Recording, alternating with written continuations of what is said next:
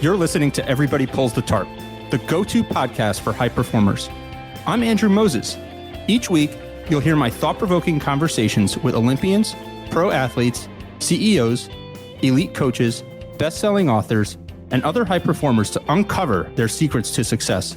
Get ready to be inspired each week when we talk about leadership, teamwork, work ethic, and more. Are you ready? Let's go.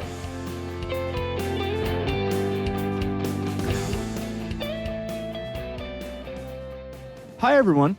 This week, my guest is technology entrepreneur Howard Katzenberg. Howard is the founder of financial technology startup Glean AI, a platform that leverages cutting-edge machine learning technology to help business leaders identify spending trends, billing errors, savings opportunities, and more. Before launching Glean AI, Howard began his career at American Express.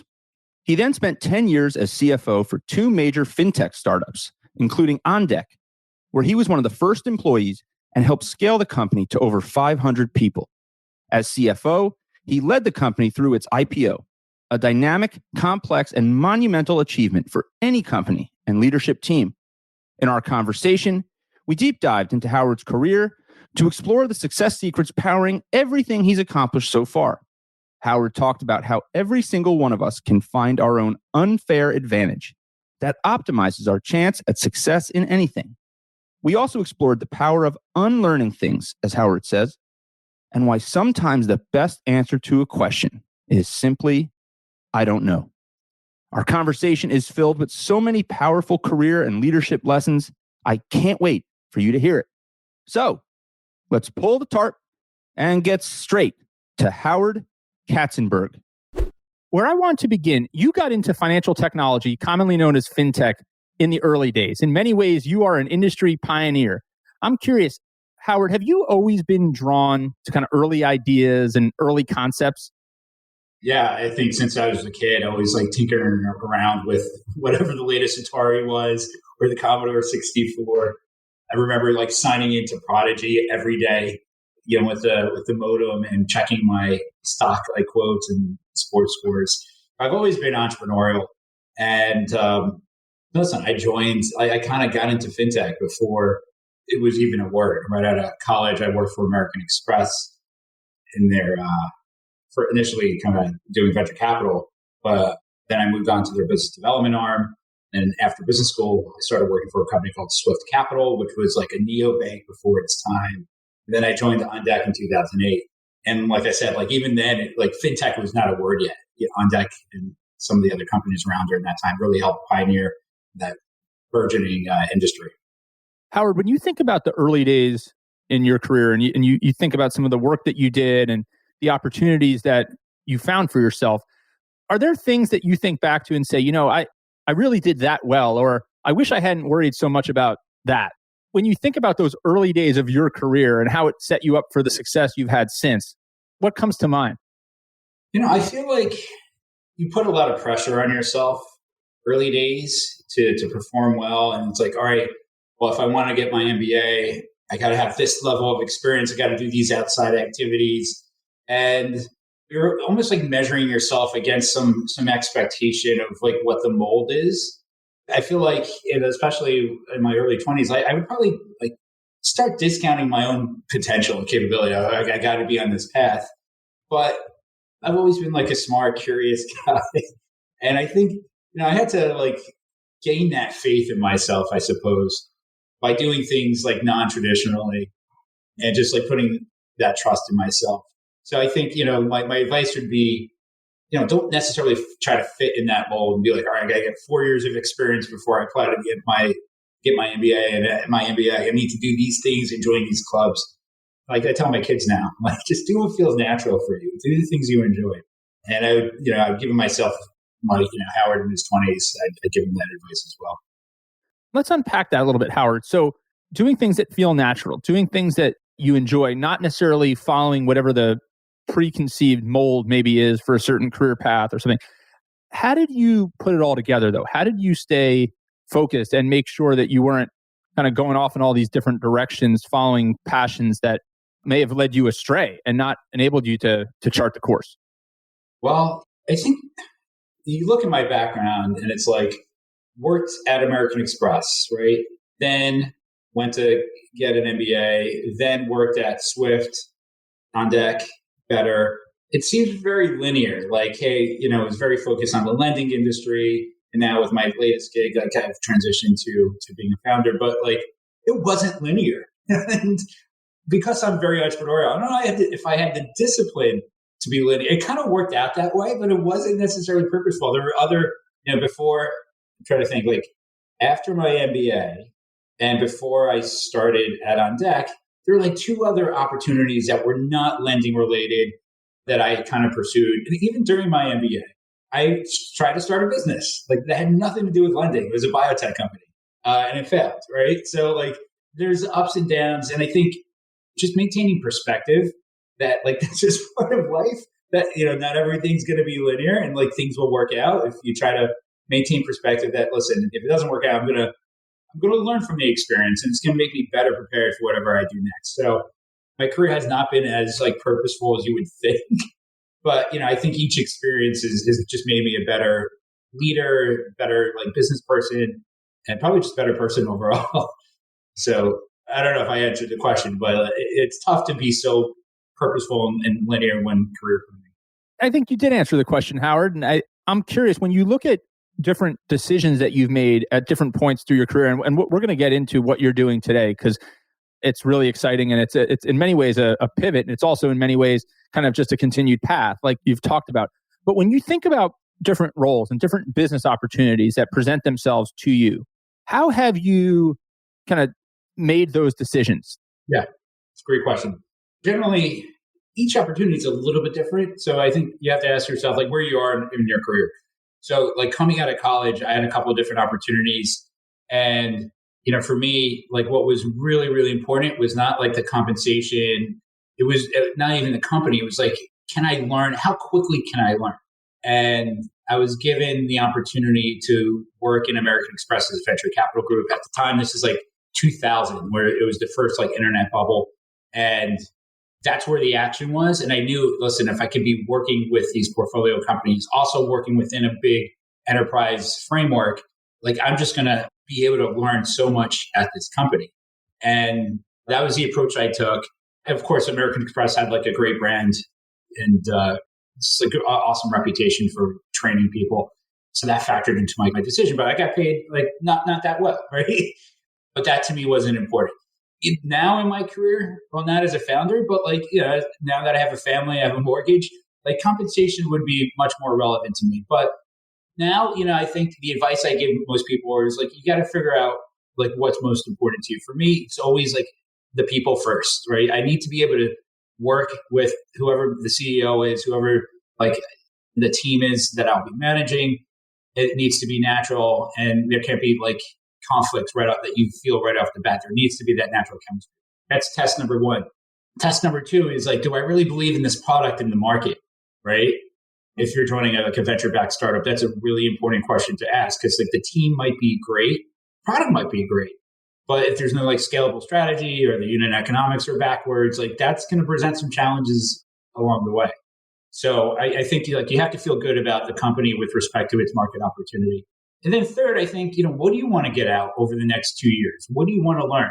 What are the soft skills, the hard skills, the people management skills that you can get from that opportunity that you may not have yet? What impact do you want to have on the company? Can you define that?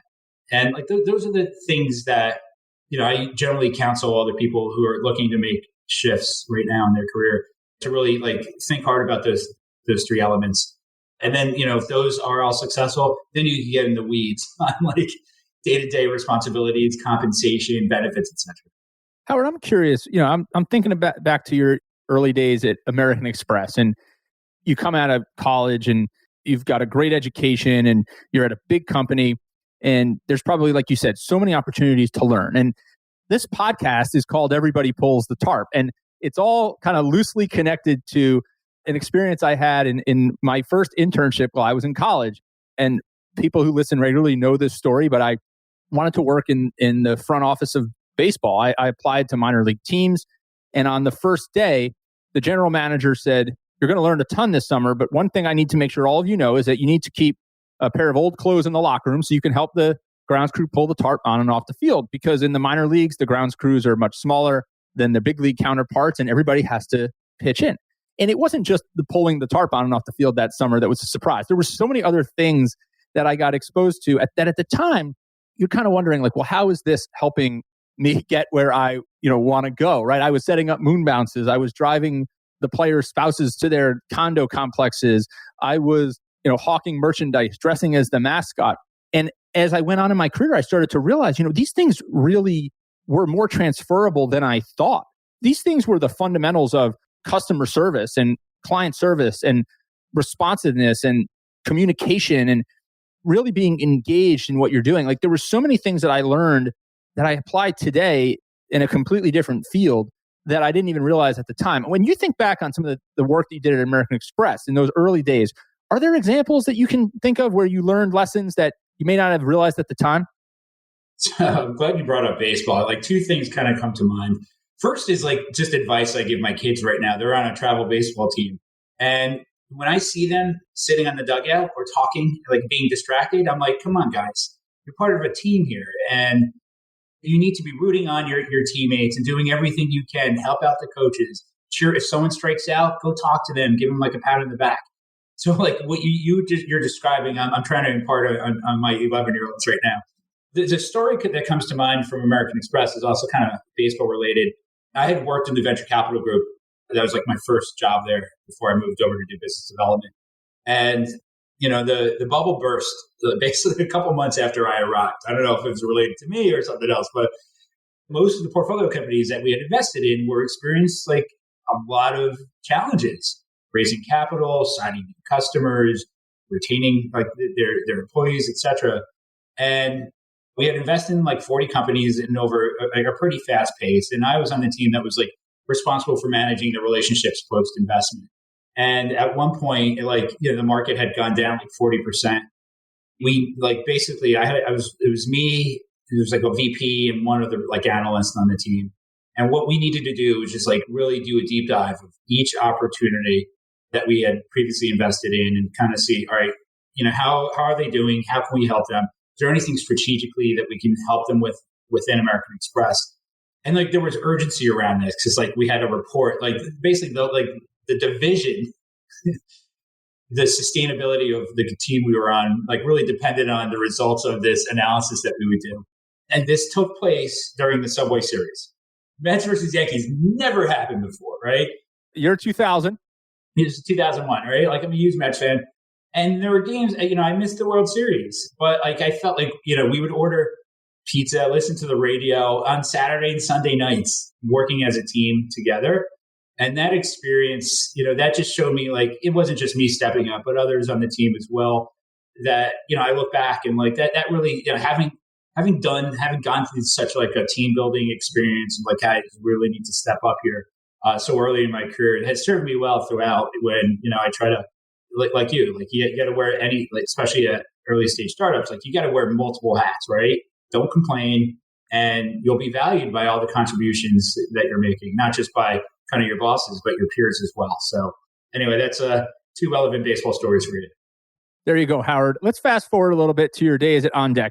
You were the CFO at OnDeck during a period of just extraordinary growth through its IPO. And again, like we talked about, at the top of the conversation, in many ways, OnDeck was at the forefront and an industry pioneer in fintech.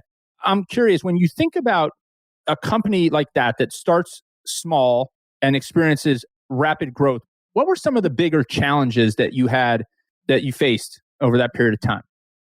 Any entrepreneurial company, even one that like OnDeck that looked like it was going up and to the right for most of its trajectory, like that's just not the case. You always get punched down, as a startup. So many things happen. So like you really need to have the right temperament, the right expectation that like, listen, it's not just up and the right. It's really a true roller coaster. You can't like celebrate the highs too much. You can't get down on the lows too much. And like things, it's just inevitable. It's part of the job that you're going to run into obstacles. There's so many times at OnDeck where like we had term sheets pulled from lenders. And I remember my CEO basically saying, listen, this is how you react to adversity is really how you grow in business. And ultimately, like it's a true test of character. So listen, I think when I look back at my OnDeck experience, what I'm most proud of is like, it was a great outcome. We hired a lot of people. The business is still around today, but it's like the resiliency that I learned going through it, and like managing through the uncertainty. And when things were good, keeping level-headedness and be like, hey guys, we just IPO'd, but now like the job's really begun. Like it's like the wedding, but now we're married, right, to the public markets. And even in those low moments where you think the world's going to end, like keeping some poise and knowing, hey, we'll get over this. We have to maintain a good balance and perspective. So I'm most proud of kind of that. In many ways, Howard, I go back to another baseball analogy, right? I mean, the best hitters in baseball, only get a hit about 30% of the time, and it's about managing the downs and the ups in anything. And it sounds like what you're saying there is it's the same way in business from your perspective, and it's especially true in the startup world. Lots of ups and downs. Yeah, no, for sure. I mean, I feel it now even more as a founder of an early stage startup that like, hey, big business development deal we're working on, and then there's like a reorg at the company, and it's like, all right, well, we got to start from scratch there. It happens all the time, but like I think resiliency is such a key trait for any founder to have. So Howard, let's talk about that. So you've launched your own company now. You've essentially taken a problem that you saw firsthand, very frequently as a CFO, and have now decided to apply your experience in technology and building companies to start your own company. You're the founder and CEO of a company called Glean. Tell me about Glean, and tell me about that moment where you said, I am going to go build something to solve, a problem that I know really well.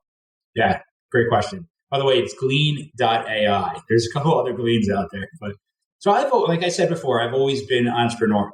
But like I was also a CFO, so I'm risk adverse too. All the opportunities I had been presented with previously in terms of like founding my own company or joining like a very early stage startup, the ideas were never, I don't know, I didn't feel like I had necessarily an unfair advantage. And therefore, I continued kind of on my CFO trajectory. With Glean, when I was at the CFO of Better, we were spending, basically the founding story is that we were spending a lot, and our burn rate was increasing. As a CFO, I would see our cash balances like decline every month, and I wanted to have a contingency plan in place in case like the growth didn't materialize that we were expected. And thankfully it did. And Better in late 2019, 2020, it was a completely different company than when I started there. Really helped kind of turn them around. But nonetheless, when we looked at like, all right, where can we cut from a spend perspective? Of course, you can do your analysis on the existing headcount, but then there's always that big bucket of third-party spend. And I naively assumed that tools like Bill.com that had all our invoices did some analytics. And if I wanted to find out when does this deal renew, that would be there. What is our pricing for what we're purchasing? How much are we purchasing from a volume perspective? I went onto Bill.com and I went to the reporting section, and the only report I could download was an AP aging, accounts payable aging, which as a CFO, I didn't necessarily care about. What I cared about was, do we have the right vendor relationships? Are we purchasing things that make sense for our business? Do we have a good deal? And, are we driving ROI ultimately? And I realized there was no software tool in the CFO stack that could do that. And as a result, my team and I embarked in like a manual audit of our vendor spend, where we printed out 4 months of invoices. We went line item by line item, going through each vendor relationship, each purchase, like each individual item being purchased. We came up with a bunch of questions that we had for the people that managed the relationship and kind of could talk to whether or not we were seeing ROI. We'd sit down with those people. And, through this back and forth, we found about $1.5 million of annual like savings. And at the time at Better, it's probably about a $20 million run rate. So it was a really productive exercise. At the same time, my team hated me because it was extremely manual and like just tedious. But reflecting on it, I said like, why can't software do what we just did? Like we're basically looking at these tables on machine readable PDF documents, invoices or receipts, doing some time series analysis on what we're purchasing, how much we're purchasing, unit pricing, dates, etc., then generating questions or insights based on our analysis and then seeking collaboration and input from our teammates. So my vision for Glean was basically, hey, can I build software that does all that and like automates that whole process as opposed to doing it manually? So that's really the vision of Glean. Our customers call us Bill.com with a brain. And I knew the problem myself as a CFO. I had done interviews with my other folks in my network just about, hey, is this is vendor spend a problem with you as well? Across the board, everyone was like, yeah, we know there's waste here. We just don't have the resources to figure out where the leakage is. And that gave me a lot of conviction that I was onto something here. So, I felt like I had that unfair advantage to be able to be the founder here, really visualize what the product could do and should look like, bring on the right team. And now we're about 2.5 years into it, and it's been great. I'm really happy I made the decision. It's so cool, Howard. You used that phrase there a couple times, unfair advantage. For anybody listening, how can someone find their unfair advantage and put it to work? Yeah, it could come in a couple different ways. One, like for me, is like I lived this problem. And therefore, even before I started Glean, I was telling my team, like, why isn't there software that does this for us? So I could visualize that problem. Like, so the awareness of the problem that you're like this solving is certainly helpful. Having relationships, like I could go to 10 of my close friends who worked in finance, like leadership roles also, and ask them about this problem. I could show them prototypes of the designs we were making and get their feedback. Through those relationships, many of my friends in finance became our initial beta customers. So that was like an advantage. We're having this conversation now because you and I used to work together at OnDeck when you were a consultant there. So I think, relationships, just product knowledge, distribution partnerships, and then experience with the problem. These are all forms of, I think, unfair advantage that you can bust yourself. It's interesting, right? I mean, it's so often it's about figuring out like what are all the ingredients that you can put together? Because I think what many people don't realize is with a little bit of thought, you can find that formula. You can find that thing that gives you a little bit of an edge over other people or why you're more destined to do something or solve a particular problem than others. I'm curious though, Howard, as you think about the transition from kind of finance and business development roles, the CFO roles in particular, most recently, now to being the CEO, what has been the biggest transition in your mind from the two leadership roles? I've had to unlearn a lot of my CFO qualities. What do you mean by that? If you think about things that make CFOs really good, or just like stereotypes for CFOs, they're very data driven. They're measured in terms of making decisions. Their relationship to risk is usually risk. Risk management. It's not necessarily risk taking. It's not necessarily risk adverse, but like taking calculated risks. You often want to do that with data. As a founder, you have to just break things. You have to put push code, test, break, iterate, right? And unlearn that need to have so much data. Now, that doesn't mean we always go on instinct by any, at this point of the company, that would be very damaging for us, but you have to be able to go based, between some initial signals from the data and, good logical intuition and why something might work or may not work. That to me was hard at first to unlearn, but now I think I maintain a good balance of the best, CEO qualities plus the best CFO qualities. Howard, I've asked a lot of people about this concept of balancing instinct, your gut with data and analytics. I've asked it to athletes. I've asked it to executives. And it's something that I'm always curious about. How have you been able to strike that right balance? Well, first off, I know my profile. I am someone that, to me, it's not important that I'm right. It's more important that we get to the right answer. And I've done enough personality tests to know that, I just want to get to that right answer. So I tend to be I raise my hand and say, I don't know a lot, right? But then I want to have that discussion, who can make that best argument where it's not just me being convinced, but everyone around the table being convinced. And even without great data yet, it's right, where does just the logic end up here? And generally, I think at a company like Glean, there's a lot of ways to do things or a lot of features we can build. And sometimes like we're not going to have perfect information about, all right, if we build this, what the immediate impact will be. So we'll have to find frameworks and just like understand like who's making the best argument, but also say, all right, listen, if we had 100 chips on the table, how much would you put here? We have to find ways that can accommodate to help get to that best decision. So I don't know. There's no easy answer to that, but I try not to go on instinct most of the time and just go based on whatever data I do have. Where does that come from? Your comfort in being able to raise your hand and say, I don't know. You pointed to that as really a strength. And have you always been that way? Is that a tendency that you've had to learn to resist? People look at you as the leader. I'm curious, where does that come from? Listen, I think you can actually build credibility when you say, I don't know. It's always, people have good bullshit detectors. And, I'm sensitive to that. I don't want to jeopardize my credibility with my team or others. And I think, everyone feels like they don't know a lot. I'm honest about it. If I have a strong opinion, I'm not going to say I don't know. Like, this is why I believe this.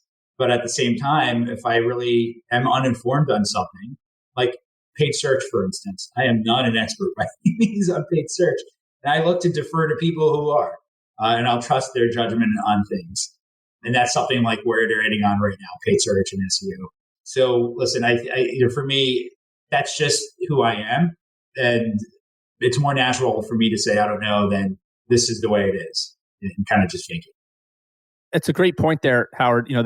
Being able to say, I don't know, can be a powerful credibility builder for leaders, in any industry or in anything.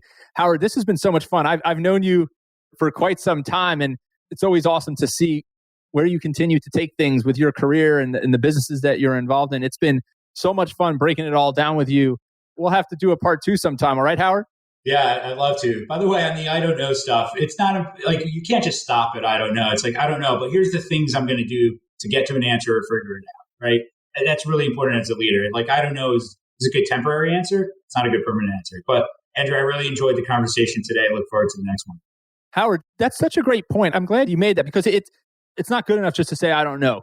It's saying, I don't know, but showing the leadership, and the willingness to get your hands dirty to find the answer. And that is such a important additional context there. Howard, like I said, this has been so much fun. I've enjoyed following your career, and I know you're just writing the beginning of your story still in many ways. So keep pulling the tarp, Howard, and we'll talk again soon. All right. Thanks, Andrew. Thank you for joining me this week. Be sure to subscribe in your favorite podcast app so you can catch all of our upcoming episodes. And if you are like me and want a world full of tarp pullers, then leave a review to help others find us. You can also follow me on Twitter at Andrew H. Moses. That's Andrew H. Moses. And be sure to sign up for my email newsletter at everybodypullsthetarp.com/newsletter. I'll share tips and insights to help you achieve maximum success and happiness. Today is a great day to pull the tarp. I am rooting for you. See you next time.